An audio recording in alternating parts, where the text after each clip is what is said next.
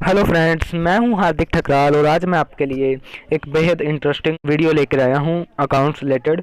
Bills of exchange आज हमारा एक चैप्टर, न्यू चैप्टर जो सीबीएसई टर्म 2 में आ रहा है, स्पेसिफिकली स्टार्ट करने जा रहे हैं। हम इसको स्टार्ट करने से पहले आप हमारा चैनल सब्सक्राइब कर लीजिए। तो चलिए स्टार्ट करते हैं। एक एग्जाम्पल के द्वारा हम इसको समझेंगे। लेट्स सपोज कि ए कोई पर्सन है जिसे हम बोल रहे हैं सेलर, ऐसे नोट कर दें, और बी भी कोई पर्सन है जिसे हम परचेजर बोल रहे हैं या फिर जिसे हम बायर भी बोलते हैं। सो ए ने गुड्स सेल करे इसको बी को 100 रुपीज़ के क्रेडिट में। किसमें? क्रेडिट में।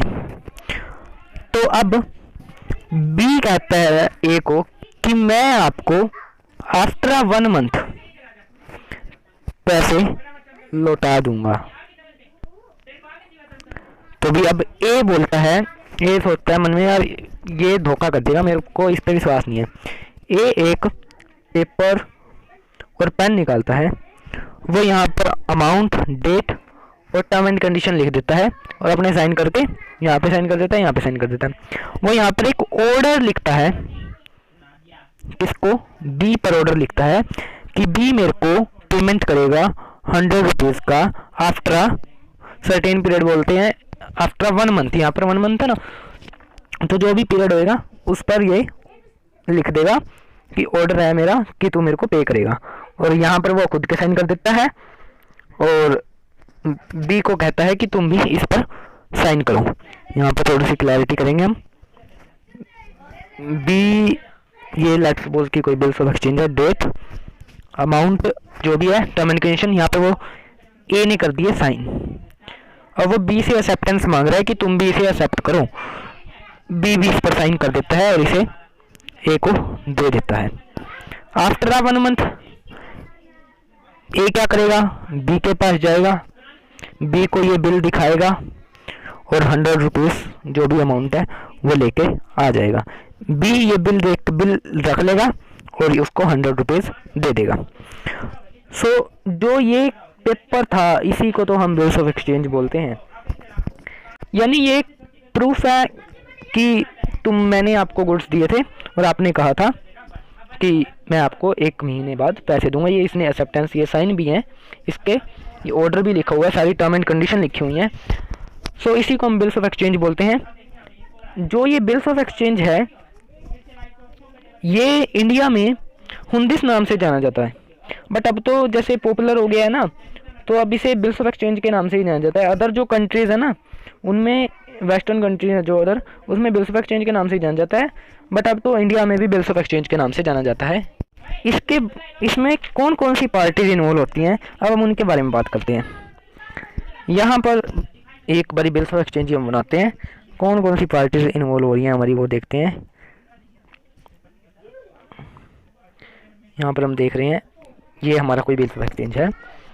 Amount, date, term and condition, यहाँ पर ऑर्डर होता है। ये एक सेलर ऑर्डर करता है बायर को कि तुम मेरे को 1 मंथ बाद पैसे देगा। यहाँ पर वो साइन करके एक्सेप्टेंस मांगता है उससे। ए ने साइन कर दिए, बी से एक्सेप्टेंस मांग रहा है, बी ने भी एक्सेप्टेंस दे दी। अब जो यहाँ पर ए है वो यहाँ पर कहलाएगा क्या? ड्रॉअर। क्या कहलाएगा? ए ड्रॉअर। और यहाँ पर जो बी है वो हमारा कहलाएगा ड्रॉई। क्या? ड्रॉई। और ए ड्रॉअर। अब यहाँ पर एक और चीज़ आ जाती है, क्या? उसके लिए भी हम आपके लिए एक एग्जांपल लेते हैं। क्या चीज़ आती है वो हम देखते हैं। एक चीज़ है पेई। अब बहुत से बच्चे कंफ्यूज होते हैं, पेई क्या होता है। पेई कई बार कोई और हो जाता है और कई बार कोई और हो जाता है। पेई का आपको मैं बताता हूँ, एग्जाम्पल लेते हैं हम एक वही सेलर, ए ने गुड्स बेचे बी को, वही 100 रुपीज़ के क्रेडिट में। अब बी ने वही, ए ने वही बिल्स ऑफ एक्सचेंज ड्रॉ कर दिया, बी से एक्सेप्टेंस मांगी, बी ने इसको acceptance they the bills of exchange पर। पे बेसिकली होता है जो पैसे कलेक्ट करता है। अब ए 1 मंथ बाद इसके बी के पास जाएगा, पैसे ले, उसे बिल देगा और पैसे ले लेगा। अब यहाँ पर पे कौन है? पे हमारे पास यहाँ पर ए है। और एक और केस यहाँ पर बन जाता है। आप बस इतना याद रखो कि पे जो पैसे कलेक्ट करता है। अब यहाँ पर ए का एक क्रेडिटर है कोई, उसने अपनी बुक्स ऑफ अकाउंट्स में देखा कि मेरा कोई क्रेडिटर है सी, 100 रुपीज़ की ही उसे हमारे पास उसके पास हमारी उधारी है। अब वो ये 100 रुपीज़ ना देकर वो ये बिल सी को दे देता है कि मैंने भाई बी से पैसे लेने हैं, मेरी जगह तू ले लिया उससे पैसे। तो जब डेट आती है सी बी के पास जाता है और बी से कहता है कि भाई ये बिल है और मेरे को भी बिल आपने साइन किए हुए हैं, मेरे को पैसे दो। बी ये बिल रख लेता है, इसे अमाउंट दे देता है। तो यहाँ पर पेई कौन हुआ जी? यहाँ पर हमारा पेई सी हुआ। कौन? सी यहाँ पर हमारा पेई हुआ। तो हमारा कुछ इस प्रकार पेई होता है जो कलेक्ट करता है। यहाँ पर हमारा एक और टॉपिक आ जाता है प्रोमिसरी नोट। प्रोमिसरी नोट क्या होता है? कई बार पता है क्या होता है, यही बिल में क्या होता है, ए ने गुड्स बेचे होते हैं बी को, बट कई बार जो बी है वो कुछ नहीं कहता उसको क्रेडिट बेस पर या मेरे को दे दो। वो एक पेपर निकालता है, पेन निकालता है, डेट लिखता है, अमाउंट लिखता है, यहाँ पर लिखता है कि मैं आपको प्रॉमिस करता हूँ कि मैं आपको अमाउंट दे दूंगा। साइन करता है, दूसरी अपनी साइन करता है, उसे साइन करके यहाँ पर सिर्फ ए की साइन की जरूरत होती है, बस बी साइन करके ए को दे देता। तो ए ये बिल रख लेगा और जो भी डेट है after certain period A B के पास जाएगा और कहेगा कि मेरे को भी पैसे दो। तो आपने ये प्रॉमिस कर रखा है, मेरे पास प्रोमिसरी नोट है तो मेरे को पैसे दो, 20 को अमाउंट दे देगा जो भी होगी। अब ये होता है प्रोमिसरी नोट। आप सिर्फ इनमें डिफ्रेंसिएशन हम करेंगे, बट अभी अब फिलहाल के लिए आप इतना याद रखो, अगर ए यानी कि सेलर पेपर निकाल के उस पर टर्म एंड कंडीशन साइन कर रहा है और एक्सेप्टेंस मांग रहा है, वो तो हमारा बिल्स ऑफ एक्सचेंज हो गया। ठीक है जी। और अगर बायर हमारे पास बना के भेज रहा है तो वो हमारे पास प्रोमिसरी नोट हो गया। ठीक है जी।